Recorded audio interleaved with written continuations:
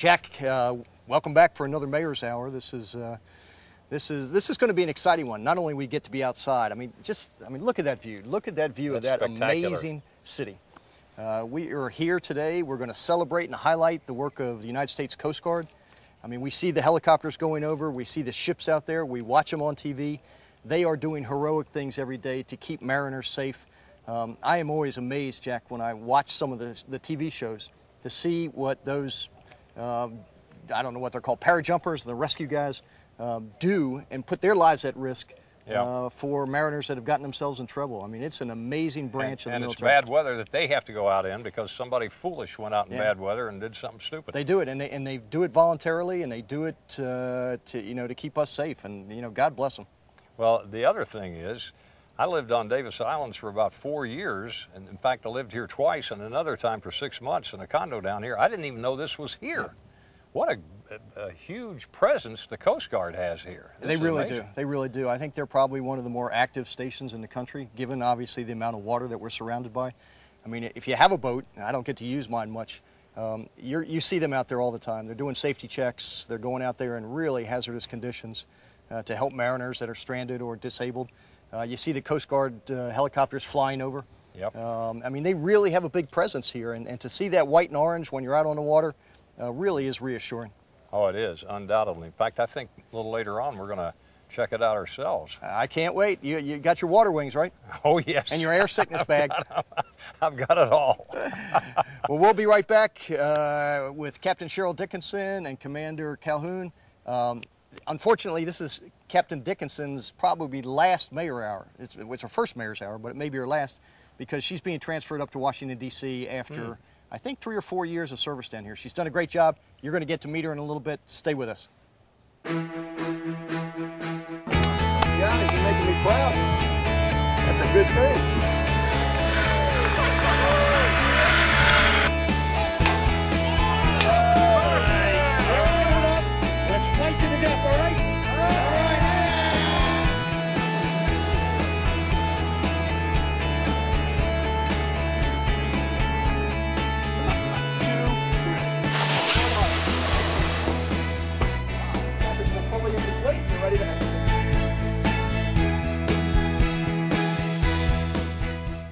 All right, Jack, we're back with some folks. The big brass. The big brass. Yes.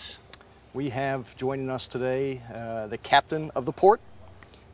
She is the captain of this Coast Guard. What captain? Is it a unit? Is it a base? This is a sector. A sector. Actually, there's two major commands here in the area. It's the air station, which is our Clearwater, and then sector, which we cover not only the Tampa Bay region here, but also up and down the entire west coast of Florida. So this is a sector, and you're standing in one of our offices. We have them sprinkled throughout the coast. And for those of you that don't recognize the view behind me, this is on Davis Islands. This happens to be where I live, but it's right close to the port, which is obviously a major factor in what these folks do every day.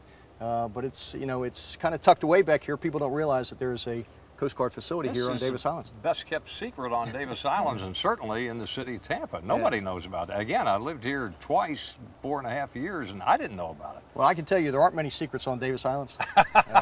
What happens on Davis Islands stays on Davis Islands. But Captain Dickinson and Commander Scott Calhoun. Yes, sir. It's good to see you. You are leaving us, unfortunately. I am. Unfortunately, my 3-year tour here is over. I've had 7 years total here. I was here 4 years before, right in this very office, but my 3 years here has come to a close, and my change of command is June 12th. Now, what's it like? How many women are at your rank in the Coast Guard? Ooh, Would you guess? Not very many. If I could guess, I'd say maybe 40. Wow. And how big is the entire Coast Guard? About 43,000. Wow. 43,000. In my rank, 40 out of 43,000. At my rank, yes. Yeah. Yes, sir. That's pretty amazing. Yeah, you were talking about your class, that there were only, what, 18, I think? Right. Out of how many? Correct, about 300. Out of 300. So that gives you an idea as they move up the ranks. But the Coast Guard does a really good job of bringing diversity into its ranks. So. And did you go to the Coast Guard Academy, or did you come out? I did not. You didn't? No, I did not. I think somebody did. Yeah, I think there's a little... a little bit of rivalry. No, I went to that other academy, the U.S. Merchant Marine Academy. Merchant Marine. So you always knew that you wanted to be a mariner? Absolutely. And I did spend some time deep draft. The same vessels that we inspect every day, I spent time on as a merchant mariner. And happy National Maritime Day, by the way. That's today. Well, thank you. And Yeah. she is Good. from an area that is covered or surrounded by water, and that would be Long Island. Oh, yes, yes. Please don't hold that against me. Yeah. And by the way, Commander Calhoun's father was a lifer in the Coast Guard. He was. He served 30 years. That's correct. Wow. In the And my Coast Guard. grandfather was in too. So Really, you- your grandfather? And my son actually just had his entrance physical yesterday. So you guys grew up with your dads going to sea and your granddads going to sea for long periods of time. That must have been pretty amazing as a child to Very watch much that. so. So you're a Coast Guard Academy grad? Yes, sir. All Class right. of 95. Boy, you're young. Oh, Yes, thank he you. is. And so tell me what the Coast Guard does. I'm sure Jack Yeah. was about to ask that. Tell me what the Coast Guard does here. Well, here at Sector, we basically cover all of the Coast Guard's missions, except for ice breaking, of course. We don't generally do, there's not much ice here. But our primary missions are search and rescue. As you can imagine, we have a very large recreational boating population here, among the highest in the country. And with year-round great boating weather, you can imagine that that's a big part of our portfolio here. We also do law enforcement missions as well. We partner with our local partners here in the area, Tampa Police Department and Hillsborough County, of course, and our Ports and Waterways coastal security missions, as you learned during the Republican National Convention. yeah. That's a big part of our portfolio here. We do a lot of marine environmental protection as well, living marine resources, and a So lot of those knuckleheads riding the manatees? Oh, yeah. We don't run into that too much, thank goodness, Yeah. because you know, as slow as they are, they're a little hard to catch sometimes. But right here in this office, we actually conduct our prevention missions, and I'll let Commander Calhoun explain some of those missions. And I think some of your folks were out yesterday with them. They were. They got some good footage crawling around one of the inspected barges. Oh, good. So our primary focus here is commercial maritime safety and security, and that involves a lot of things. It starts with the waterway safety, like said in Channel, but all the waterways inland and coastal around Tampa, in the western Florida region. We also do accident investigations, and we do inspections, and that's foreign flag vessels and U.S. flag vessels, so cruise ships, all kinds of ships. Probably best way to explain three examples, I think, that best showcase what we do and have done. Republican National Convention was one of those. We just recently had the voyage of the American Victory, and also a great example is, I'm forgetting it. I had a third great one, American Victory. Anyway, so all of those have The last elements. person who did that was Rick Perry when he was running for president and, See? and couldn't remember. Yeah, they say you can Couldn't get remember that three. third one. He didn't get too far. We just wrapped up a hurricane exercise, and as you know, Yes, June 1st absolutely. starts I was going hurricane to say, season. we're only, So well, our this is being preparation, recorded 2 weeks away absolutely, from the start absolutely. of So hurricane season. prepare now. That's a big part of it. Yeah. So what do you guys do during hurricane season to prepare? I mean, what's involved with that? Well, we work very closely with our port partners to make sure that the port is ready to go. We make sure that vessels are ready to go. We make sure that we get the word out through boater education for folks to pay attention to the weather, pay attention to what's going on, make sure they have a safe haven, a safe place to go to bring their boat. We deal a lot with the cruise ships, and as you can imagine, that interrupts their schedule quite a bit. So we just really make sure that we keep the entire region safe. Well, you mentioned commercial, but you also handle recreational boaters and that kind of thing too. I mean, like the other day I read about a boat that caught fire out, I guess that was out in the Gulf. Now, was that your bailiwick? Did you have to go out and rescue them? And Absolutely, absolutely. So again, search and rescue cases are the predominant cases here. We do about 1,000 search and rescue cases per year. And we save roughly 250 to 300 lives per year. And that's very consistent. And what differentiates, if there's a call for a distressed boater between Tampa Fire or St. Pete Fire Rescue and you guys? I mean, how does that work? Well, we partner very closely with them. We can't be everywhere, and you can imagine with that volume that I just mentioned, we really rely on our partners to help out. If they're close to be able to respond quicker than we can, then they will go. If it's something more specific or further offshore, then obviously we would respond. So Sure. it really just depends on how quickly we can get the closest asset on scene to render the assistance. And do you have firefighting capacity on any of your boats? I mean, can you turn the We have hoses very, on them? I we mean, have they're- very obviously minimal. there's- But the Patriot is Yeah. awesome, and we rely on them very, very much so, like we did for the Tarpon Springs case we had this past week that we've been working on. And then that was the one where the boat Correct. was on fire Correct. out That was there. the commercial Yeah. fishing vessel. What's the most unusual situation you all have been in, an incident that you covered or had to rescue or do something about? What's the most unusual thing in your career when you sit back and say, boy, I'll never forget the what? Jack Harris in a Speedo out on. Oh, it's a I missed that horrible one. Yeah, fortunately, so did I. I know it is. Fortunately, everybody did. You know, every single case is unique and different, and just when you think you've seen everything, something else comes up. The most unusual we're seeing, not most unusual, but the most challenging we're seeing now are the paddle boarders. That seems to be the big sport now. And I think we saw the other day something that I had not seen before. Now, the federal regulations require that you have a life jacket and a sound producing device. Well, what we saw right out here was a gentleman on a paddleboard with 2 little hot dog dogs. The hot dog dogs had the life preservers on, but the man didn't. So we figured if he gets into trouble, he's going to put them under his arm like and then water he'd be wings. safe, like water wings. Clearly, they were his wife's dogs. You know, we really see a lot, but that's a big challenge for us, is those types of activities. That's amazing. Well, we're going to be right back. We're going to meet one of the auxiliarists. Did I say that correctly? Some of the volunteers that help out the paid professionals at the U.S. Coast Guard. Stay with us. I think they're going to put us in a life jacket or something. I'm not sure what. And then, Jack, you're going to jump. And you're going to come in and rescue me. I'm going to rescue you, Jack. Yeah.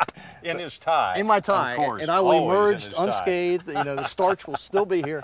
Stay with us. We'll be right back.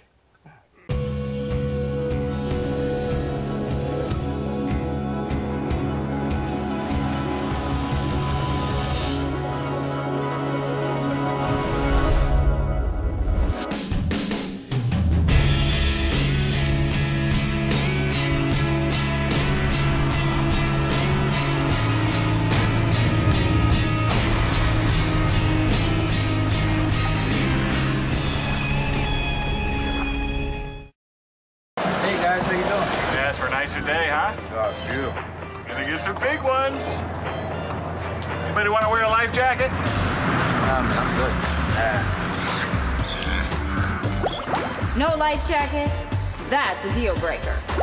Daddy, you promised. Daniel Stevens. Yeah, give me one of those life jackets. This message brought to you by the National Safe Boating Council and the women who nag you. Love you.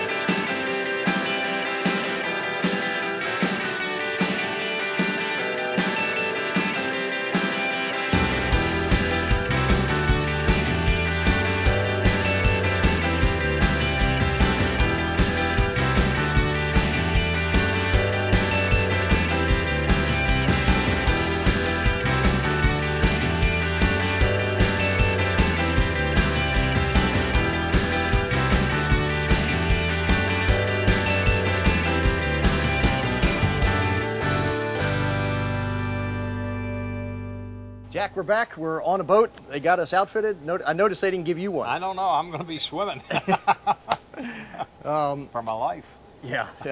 We're here with one of the Coast Guard auxiliarists, Zach Lesson. Zach, first of all, tell us what an auxiliarist is. The auxiliary is the uniformed, all-volunteer component of the United States Coast Guard.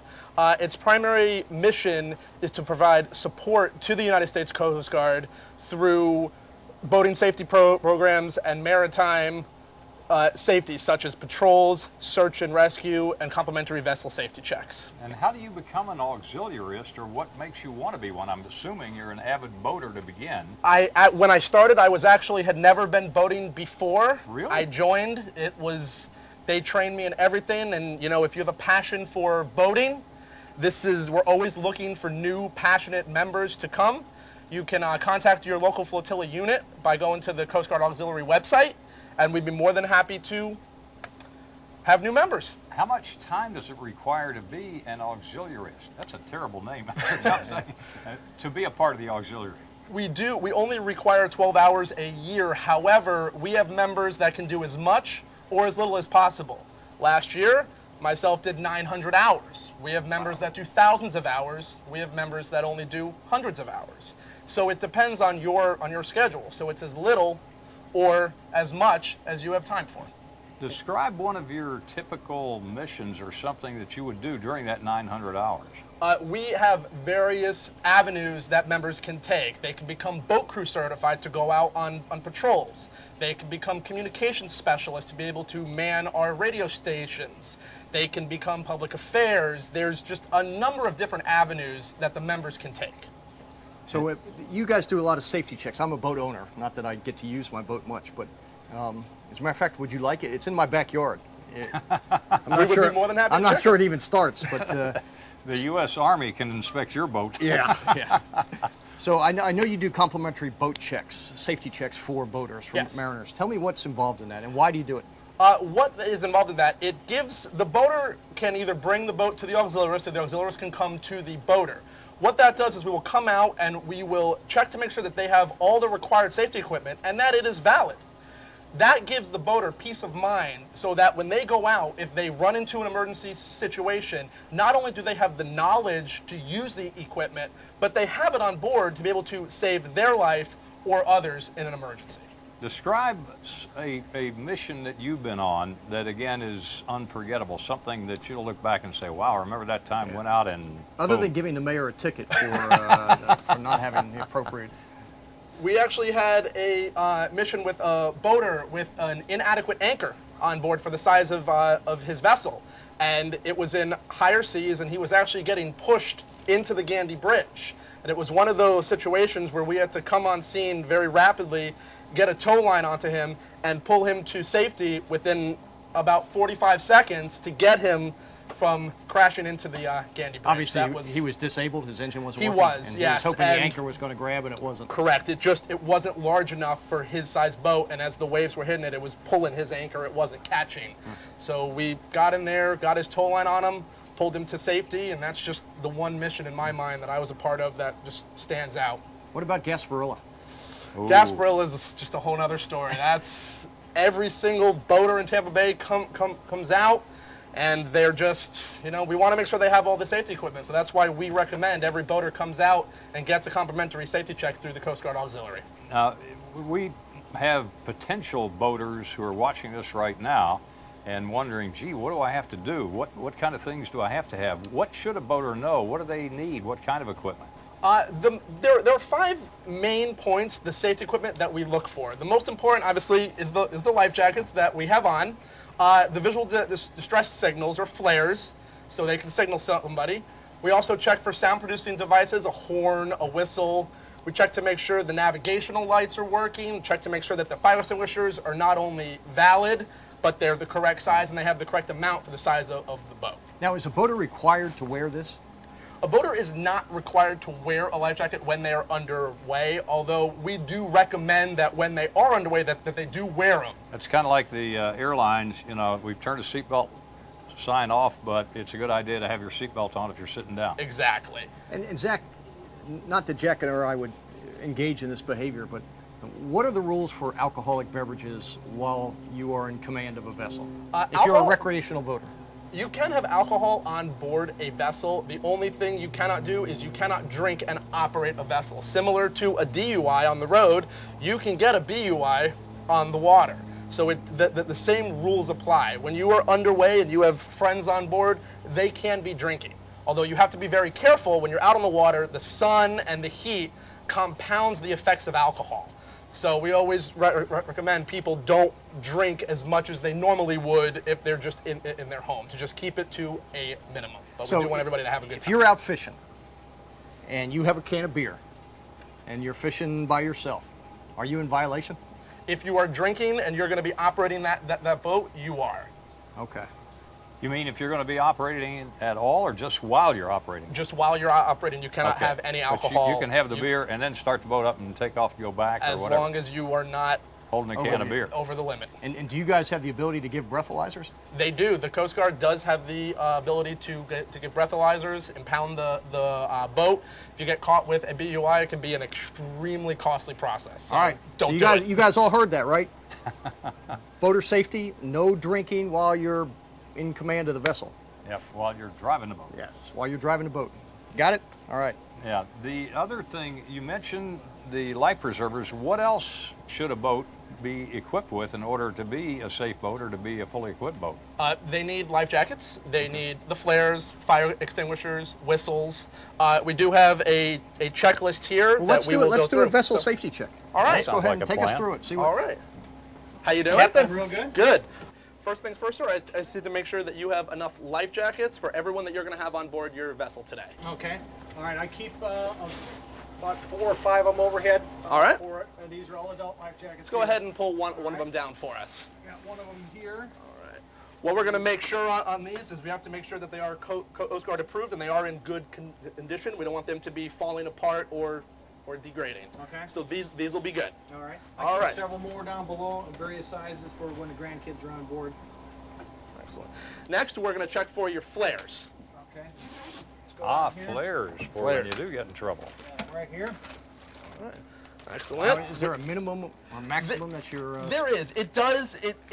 The minimum that you're going to need on board is in relation to the size of the vessel. On this size, he's only going to need 3 handheld flares. He does have a package of 4, and they do have an expiration date, so they are within standard. So they do work for you. All right. All right. Next, we're going to check to make sure you have a valid fire extinguisher on board. All right. I have 2. I've got one right here at the helm. Let's go ahead and grab it. Okay. He's tough. Yeah. I'm going to take your word on that. He's going to look All at right. it. What we check on these, we need to make sure that the gauges, they are in the green and they do say full, that they are in good condition, and also that the tank, there's a number stamped on the bottom of the tank. The tanks are valid for 10 years. This tank was manufactured in 2006, so this tank is good for 2016. Very good. All right. We got a minute left to get through this checklist. All right, we only have one more thing we got to check that's very important. We just got to make sure you have a sound producing device, either a horn or a whistle. Uh-oh, Right here there. it goes. Would that be your wife? No, your wife's screaming. Boy, you're going to be in trouble. Kathy's going Go ahead and try that. not let go you ahead in the and test house. it. Look out. Oh, wow. That's a sound producing device. All right. So, tell me what I'm wearing right here. All right, what you're wearing right here, this is an inflatable life jacket. This is a style of life jacket that you can't sell. If you were to enter the water, this jacket will automatically inflate. It also has a manual inflate right here. So if you're ready, we can pull it on 3. Let me get out of the way. Wait, let me get out of the way here. All right, it's going to be 1, 2, 3. Pull it on. Jackets will fully inflate and you're ready to enter the water. I am not going to go in the water, but I am fully inflated and, as some would say, full of hot air. And we know now why they call it a May West. Yes, we do know now. Today they may call it. All right, Zach, guys. thank you. Be safe out there in the water. Assuming I can get out of this thing, I'll come back and see you. We're going to roll with the video first. Jack, I think I'm going to go back to work like this. I like the necktie. Yeah. That's part of it. All right, we'll be right back. How do I get out of this? We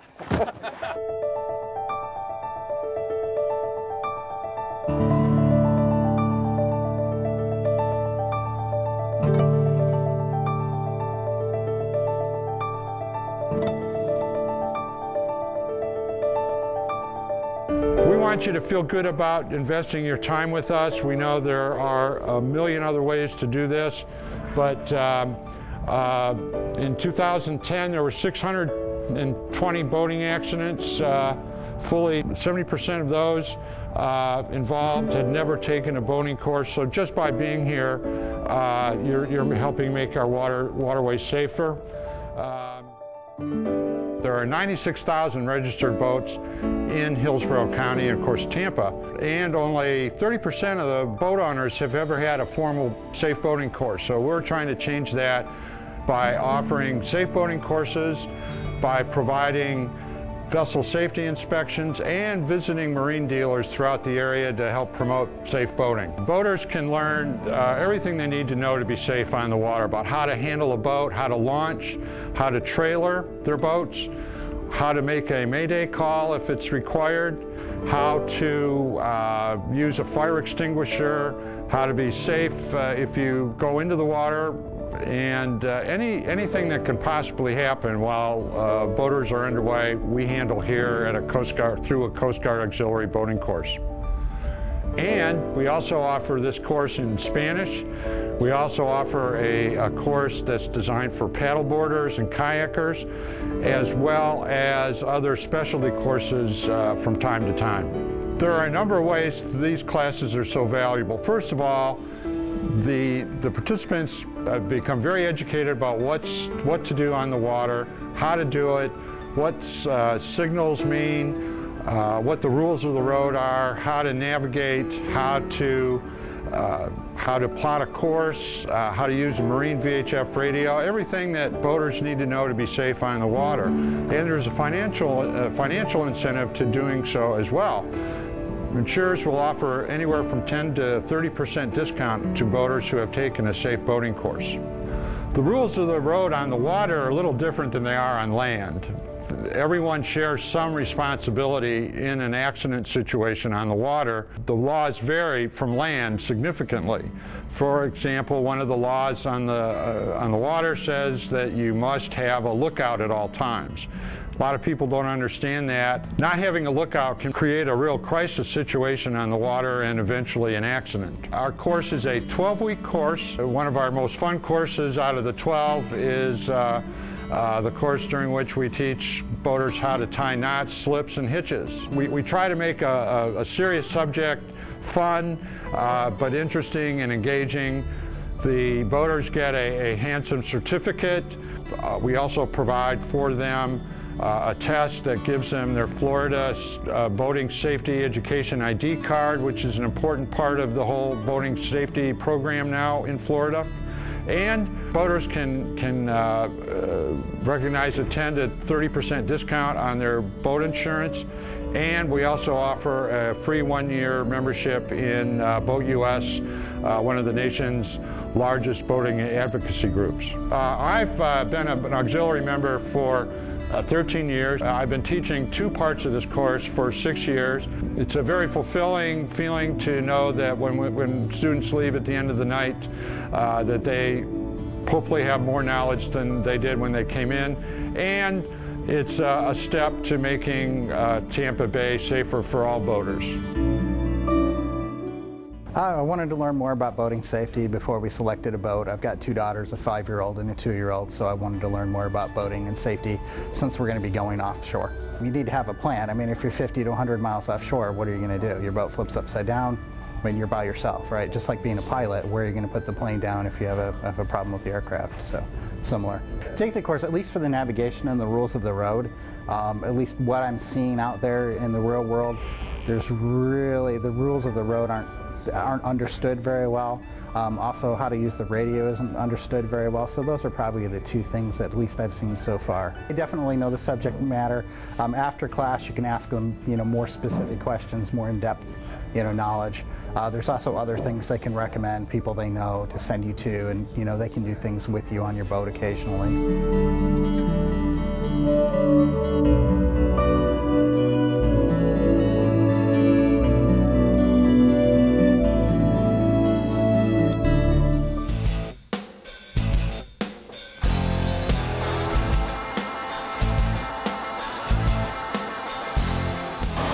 Jack, we're back. We've got our boater safety check from one of the auxiliarists. Now we are on one of, I don't know what these boats are called, but Petty Officer Clayton Height is with us, as well as E6 Hines. Are you Petty Officer too, all? Yes, sir. Okay, another Petty Officer. So tell us about this vessel. What kind of vessel is it? These are the ones that I see that are doing drug intercepts, that are doing rescues. Tell us a little bit about this boat. This platform is new to the Coast Guard within the last couple of years. It's the 45 response boat medium. It's replaced the legacy workhorse of the 41 UTV that most people were used to seeing, throughout the Coast Guard. It's a much higher tech platform. Its navigation system is upscale compared to what the 41 had on board. The engineering side of the house now has air conditioning, but the old 41 was, which we appreciate right now. Oh, yes, we are appreciating it. And that's really this platform. It's a rollover platform. It's capable of rolling over, and we will not do that today with you guys on board, or ever with me. Yeah. So in heavy seas, it's capable of rolling over and completely righting itself? Absolutely. Wow. Absolutely. When it rolls over, a switch is activated and it kills all non-essential equipment, and then for us to get back online, we go below the hatch below you right now, and we reset the rollover switch, and then we continue on. And does the cabin seal at that point? It does. It does. All the windows are pressurized in here through an air compressor in the engine room. Wow. So we are completely sealed in. Absolutely. So this boat is built to actually capsize. Yes, withstand a lot of different things. Absolutely. And so what's your daily routine? Well, our daily routine for here, which is really, really neat compared to a lot of other stations, not only are we a high-profile SAR unit with this now, being SAR, for the viewers, that's search and rescue. Search and rescue, okay. Correct. We have a lot of boaters here in the Bay Area, so we are constantly involved in search and rescue throughout the year.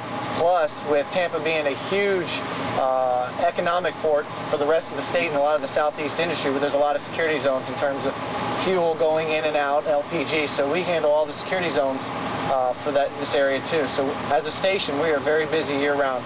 We pump out about 2,500 hours a year throughout our station, which is a lot of hours. Yeah, when you mention the port, that's going to become increasingly a bigger and bigger task in securing it, because we see our country moving more and more towards security as Absolutely, and this port has grown.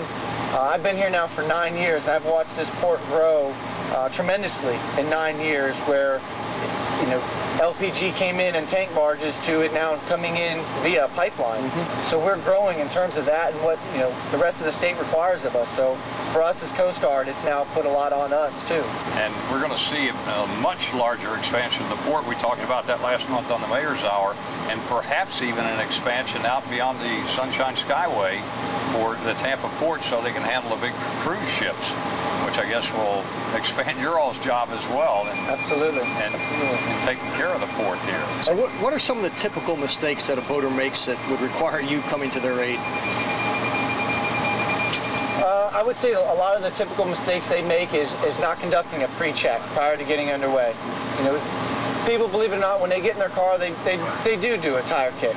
A lot of people put that aside when they get underway in a boat, and they just assume that everything will be all right because it's a fun thing to do. And they don't think about the inherent dangers that exist when they get in a boat. So I would say the best thing that a boater could do prior to getting underway in a boat is just do a safety function check with their boat.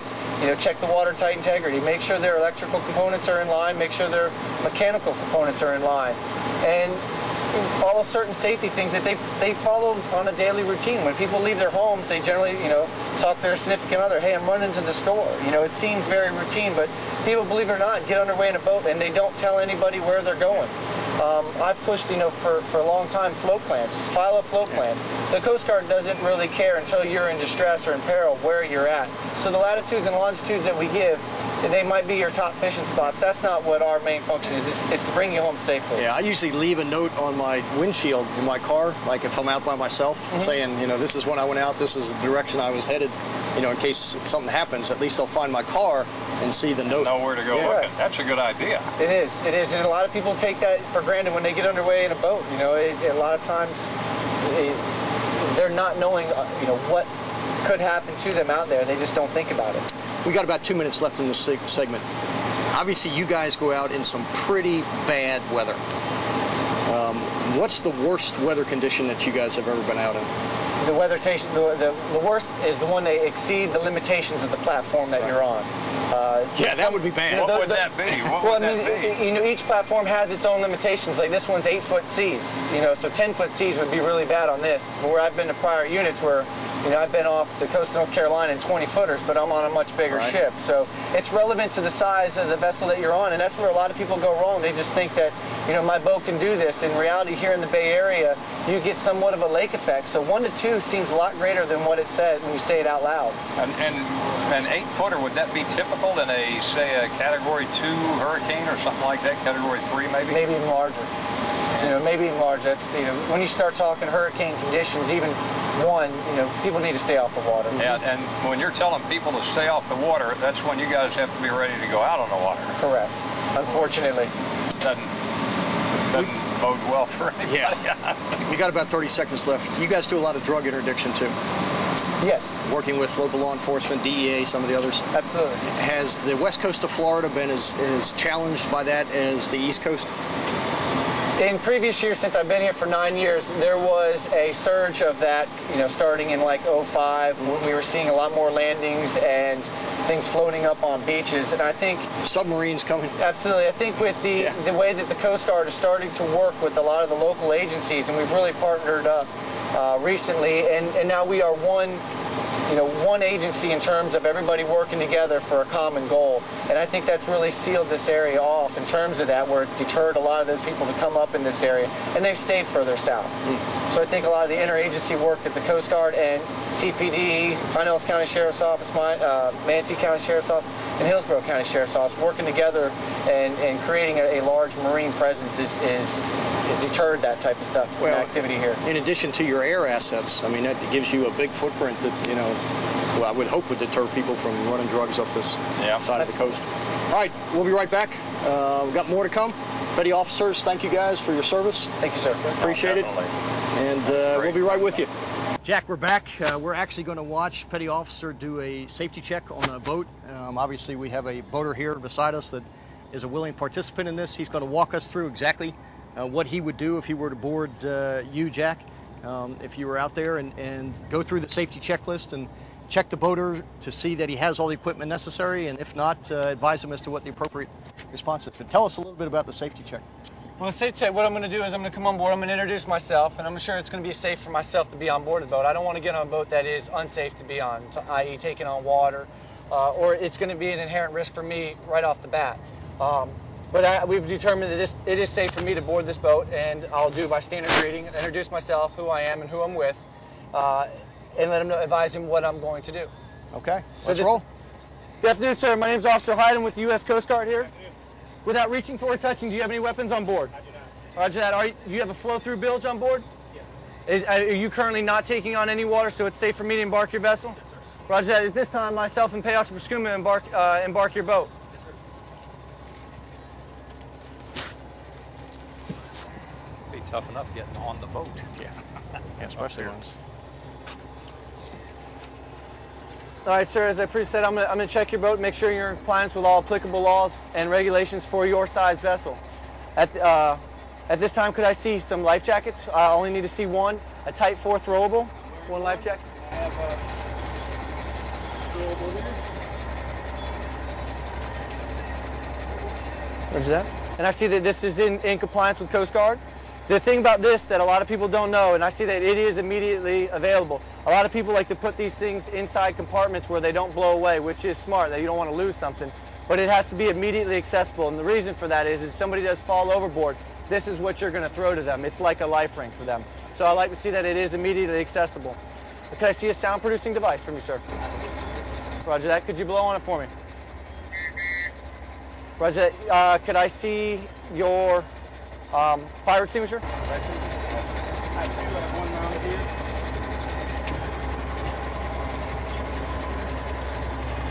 Roger, I see that's in. You like to take these and shake them because they are a chemical, and the chemical seeds to the bottom. So just routinely, every couple times after getting underway, just give it a shake, and you'll get a longer longevity out of these things. Okay? I'll do that. And now, flares within the Bay Area are not required, but from a boater standpoint, I highly recommend having them. It's better to have them and not need them than need them and not have them. And the bay is large, but they're not required inside the bay. If you could, take a look at them. So see, these are Coast Guard, and the dates. See that they are new. Sweet. Thank you. Well, sir, at this time, you were in compliance with all applicable laws and regulations for your size vessel. We're going to do an administrative piece of paperwork. I'm going to hand you as good as gold copy. That's saying at the time that I was on board your vessel that you were in compliance with all applicable laws. Now, this won't negate any other law enforcement agencies from conducting a boarding on you, but it could expedite their inspection on you. All right? Thank you very much at this time, sir. Thank you. Thank you. All right. Now, tell us what an EPIRB is. An EPIRB is an electronic position indicating radio beacon, and it sends out a signal on either 406 or 121 megahertz. And it works within about a 3 nautical mile proximity or 90 minutes. So it is a safety device that is not required, but it is strongly recommended from my standpoint for anybody that's deciding to go out offshore.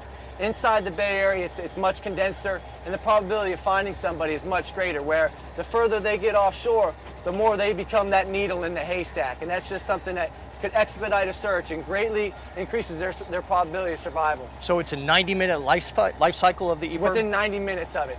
It means Okay. that we're able to locate your position within 90 minutes. Okay. And the other thing was the sound device he had was kind of puny. I was a little surprised at that. He doesn't have to have one of those loud sounding things like we heard on that last boat? Well, if he really wanted to lay into it, it's heard up to about 1,100 yards. So yeah, at this point in time, I don't need him. I just want to make sure it works. Yes. Except when you're calling your dog. Exactly. And the dog just ignores you anyway. It's because he hears it and he doesn't want to come to it. So what else would you recommend that is not required but that would be helpful? The EPIRB is definitely one. Make sure that he files a float plan. The float plan, believe it or not, is something that is very overlooked that saves us a lot of and narrows down search objects. Where if I was to go offshore and I was to go fish a couple different artificial reefs, I would file a float plan saying that I'm going to be in this square mile radius. And then that the Coast Guard could search that area instead of just saying I'm going 40 miles west. Right. 40 miles west is really large. Now, if you find somebody non-compliant while you're out like this, say he were a boater out here and wasn't a demo guy, do you send him back immediately, or do you tell him the next time you go out you have this, or what? Depending on what the violation is. Some things are vessel terminations. That means that I need to terminate his voyage because what he's missing is such an inherent danger that he can't stay out any longer. Life jackets,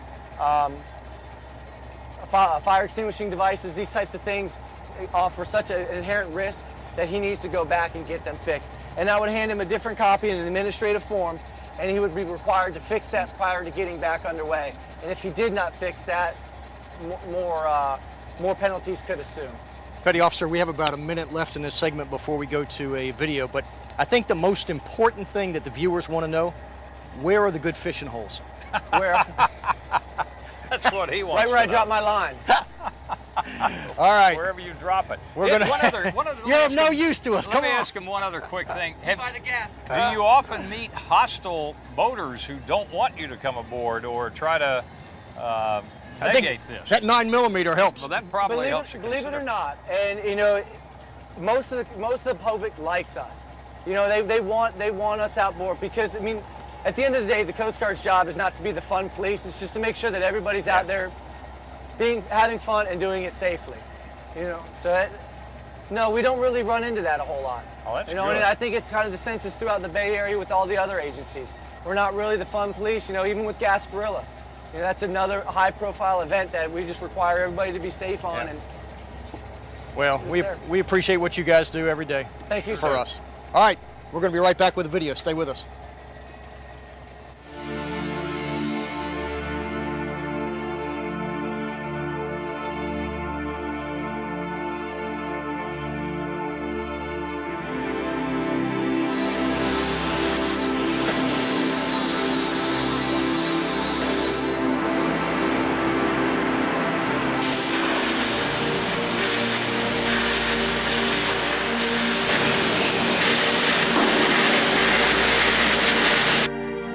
Right now what you're seeing is a side of the Coast Guard that a lot of people don't know about.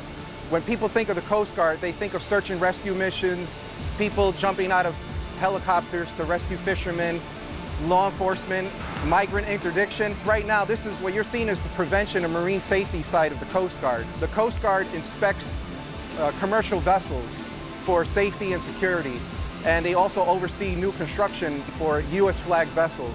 What you see behind me is an offshore supply vessel. It's brand new construction. It takes about 12 months to assemble and put together. Right now, this is about 9 months old. So our involvement here is, since we issue this vessel a Coast Guard certificate of inspection upon completion, we need to be here kind of every day, kind of overseeing the construction process. We have a team that comes out here literally every day to check various things on the vessel. It's welds. Right now we have somebody on board doing pressure testing on the tank, so we'll test for leaks in tank spaces. We'll make sure all the welding procedures are being followed and things of that nature. So right now, one of our civilian employees, Felix Rivera, is on board the vessel. He's actually in a mud tank right now, and what he's looking at is welds, and they're also doing an air test down there. So what they do is they fill the tank with a certain amount of air, and he'll basically check for leaks to make sure that there's no leaking in any of the tanks. He's 30 years of marine safety experience, so he's been doing this for a long time. We inspect all U.S. flagged commercial vessels, meaning small, like charter fishing vessels, those dolphin excursions, dinner cruise boats. We inspect those. We also inspect barges, the huge fuel tank barges, chemical barges that transfer millions of gallons of fuel on our waterways. The Coast Guard inspects those to make sure that they're safe for the water. The next time you go on a fishing excursion, ask to see their certificate of inspection, and you'll see a Coast Guard Marine Inspector's signature on it, and you know that that vessel is safe and secure because there was a Coast Guard guy on it checking everything. Basically what I have done, I went inside the tank and I'm looking at, they have, when they build this tank, we have to look at all the welds. And what they do, they press the tank. They put two pounds of pressure on the other side of the tank, and we go with soap on them. And we check all the welds. And if we see any leakage, you'll see a lot of bubbles coming through, that we mark them, and then they have to redo that weld.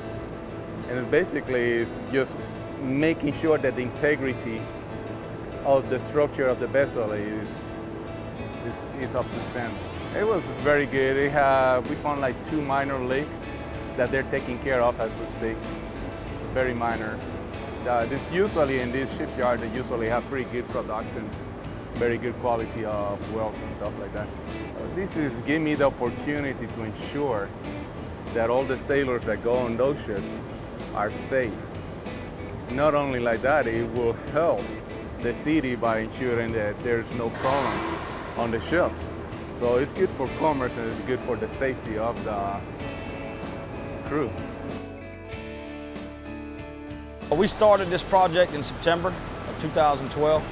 Well, right now we coordinate every day, plan every day on what we're doing in the weeks to come to ensure the product is right and to get the boat out on time. And so everybody knows what they're doing before it's got to happen, and everything's planned before they need it to happen. That way it ensures the boat gets done in the proper manner and makes sure everything's done correctly. The Coast Guard comes in works hand in hand with us all the way through the project, as far as inspecting the vessels, inspecting the tanks, doing the air tests, looking at the fit-ups, looking at the welding, looking at basically everything we do on the vessel from start to finish.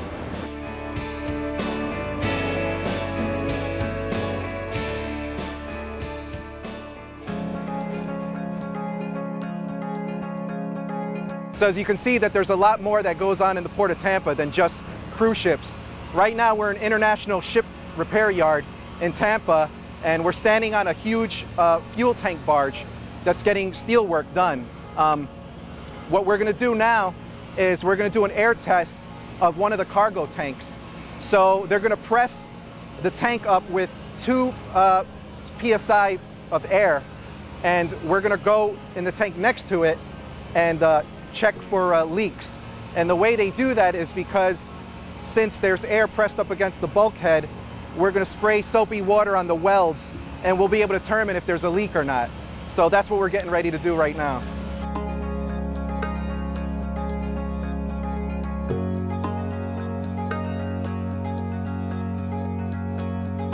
We're actually down in a fuel tank right now, and we're going to be doing the same thing they're doing up there. We're just checking for leaks. So the other side of this bulkhead is the tank that's pressed up with air.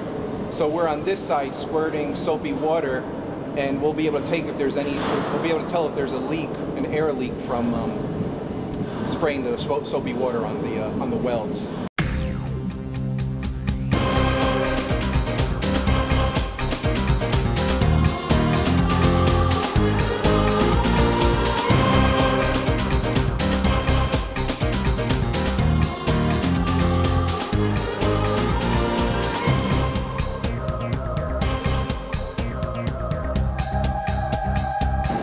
All right, looks good. I didn't identify any leaks, so we're gonna head on back up.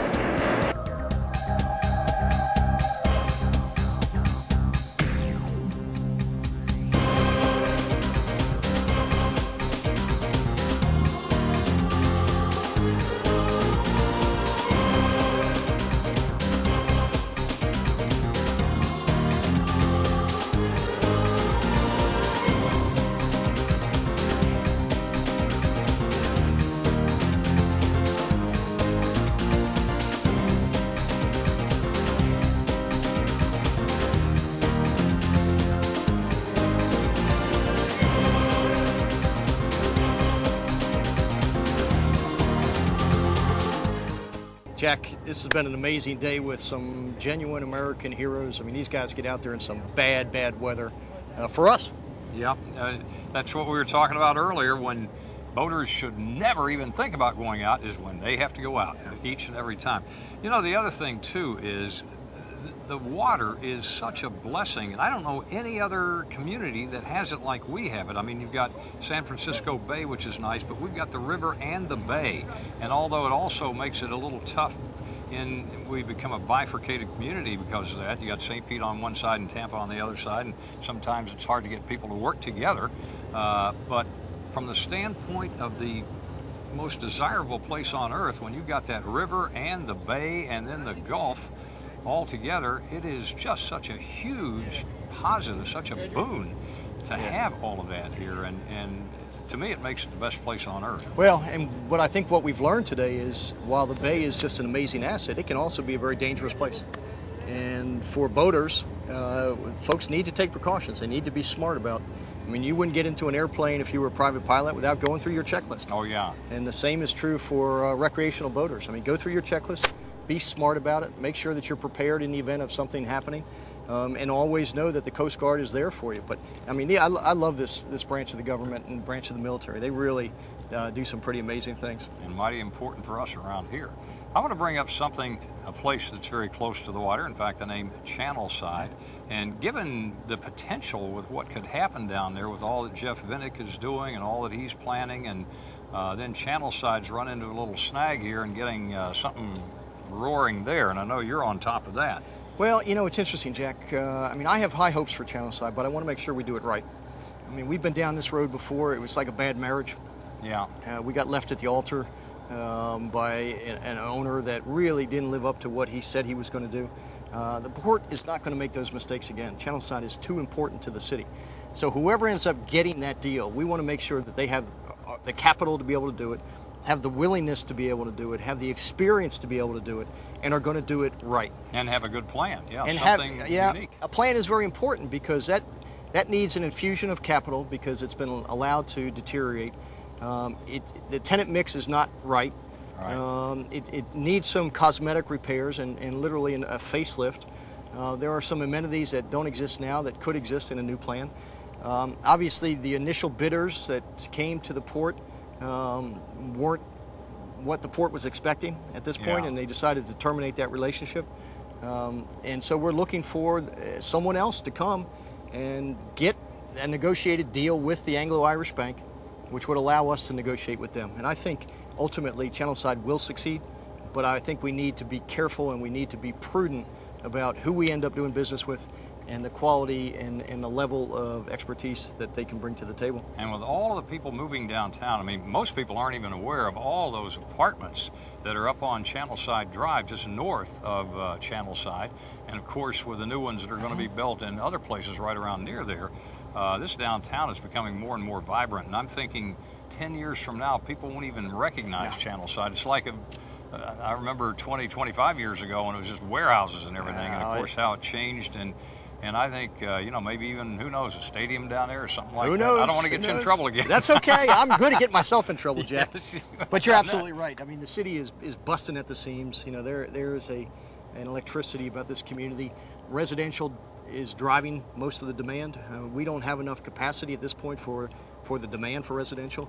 So yeah, there'll be 2 new towers coming up in Channelside. I'm hopeful, you know, that a grocery store is not far behind. Yeah. You know, so getting that mall, Channelside Mall, fixed so it serves the local community, not just tourists, I think is important. It fits well with what Jeff Vinnick is contemplating doing with the 20 acres that he owns around the Forum and the Forum itself. The Riverwalk will be done Thanksgiving of next year, so you'll have that uninterrupted waterfront access from the Strass Center all the way around to the History Center. So I think you're right. I think 10 years from now, we're not going to recognize our downtown, and it's going to be to the positive. I got to bring up one other thing here too, and I know this had to be horribly painful, and I think it involved you in MacDill Air Force Base or something. Yes, it did. And I know it had to be, again, very, very painful, but I saw a picture of you with a jumpsuit on. And flight suit, Jack, flight suit. I'm sorry, not a jumpsuit, a flight suit and no tie. It was awful. I was getting hives. You know, I didn't know what to do without this thing constricting the blood flow to my brain. You know, it was actually a great honor because to get a call sign, which is why I was there. Yeah, what was your call sign? I remember. My call sign is Swagger. Swagger, that's it, Swagger. There's a ceremony that you go through. It was really, really nice of them to do that for me. I was honored. I got to go into the squadron room, and they made a lot of fun of me for about an hour before they voted on what my call sign would be. And so I would wish you would not call me Mayor anymore. Just call me Swagger. I'll call you Swagger from now on. Mayor Swagger. I can't wait to do that tomorrow morning on the radio, as a matter of fact. Well, we should have had a Facebook or a Twitter contest to get you a name. Oh, I'm sure there would have been a lot of colorful ones, most of which I won't appreciate. But that's part of the tradition of the call sign is you don't get to pick your call sign. Oh, the other guys do. Yeah, your other squad mates do, and generally it's not very complimentary. So I'm thankful I emerged from that process with a call sign that is G-rated, and I look at as a compliment. So we're going to see you next month from Jack Harris and Swagger One. We'll be back. I love that, Swagger One.